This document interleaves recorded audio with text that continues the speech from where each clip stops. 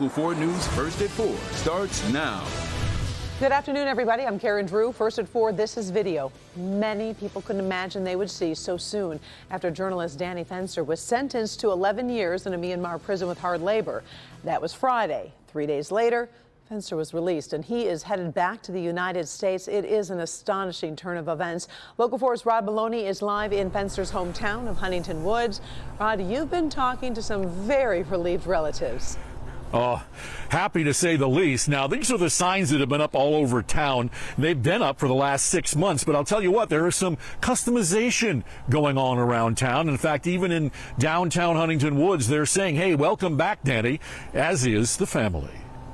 Former UN Ambassador Bill Richardson published this picture early this morning as he and Danny Fenster jumped on a charter flight out of Myanmar headed for Doha, Qatar. In the moments before this shot, Danny called his family.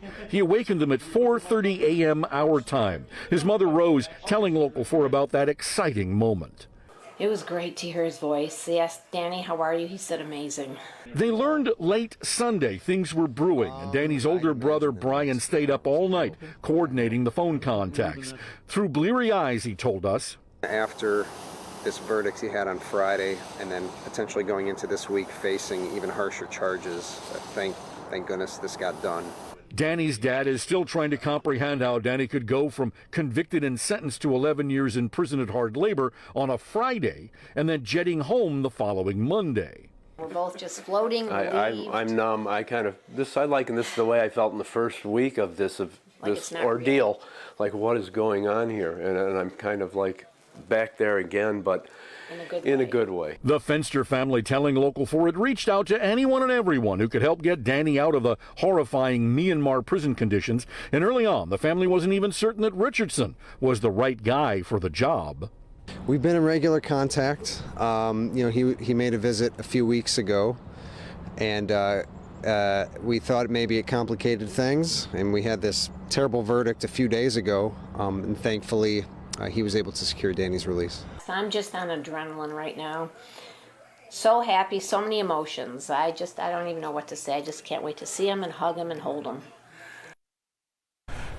Well, Danny's wife remains in Myanmar, but there's a problem in her getting out. She's free to leave if she can get a flight. There's a civil war in the country, and so there aren't that many flights, but the family expects that within a week or two that she'll be able to get here and the entire family can get reunited. Back to you. Rod, so many twists and turns in this case. What do you know about how this release played out? Well, I can tell you this. Danny was very confused. He did not know what was really happening for him. He'd heard some rumblings about all this, how it was going, but he really wasn't sure until the very end what was to happen. We'll talk about that coming up on Local 4 News at 5. All right, we look forward to it. Great news. Danny Fenster headed home tonight.